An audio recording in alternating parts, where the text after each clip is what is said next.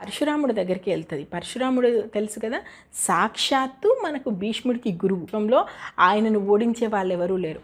అలాంటి పరశురాముడి దగ్గరికి వెళ్ళి నువ్వు నాకు సహాయం చేస్తావా చేయవా, ఒకటి నాతో భీష్ముడితో నా పెళ్ళైనా చెయ్యి, లేదా భీష్ముడినైనా చంపు, ఈ రెండింటి మీదనే కూర్చుంటుంది. అస్సలు పరశురాముడు ఎంత నచ్చ చెప్పాలో అంత నచ్చ చెప్తాడు, కానీ వినదు.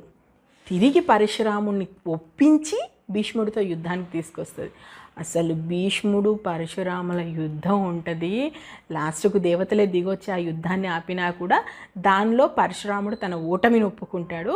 నేను ఓడిపోయానని ఒప్పుకుంటున్నాను, ఇంకా నేను ఏమీ చేయలేను అని చెప్పేసి పరశురాముడు వెళ్ళిపోతాడు.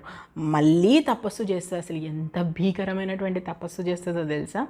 చేసి ఏకంగా పరమేశ్వరుని ప్రత్యక్షం చేసుకొని భీష్ముడిని ఇప్పుడు నేను చంపాలి, లేదా భీష్ముడు నన్ను పెళ్లి చేసుకోవాలి, ఏం చేయాలి అని అడిగినప్పుడు ఆమెకు తనిచ్చినటువంటి వరం ఏంటంటే పరమేశ్వరుడు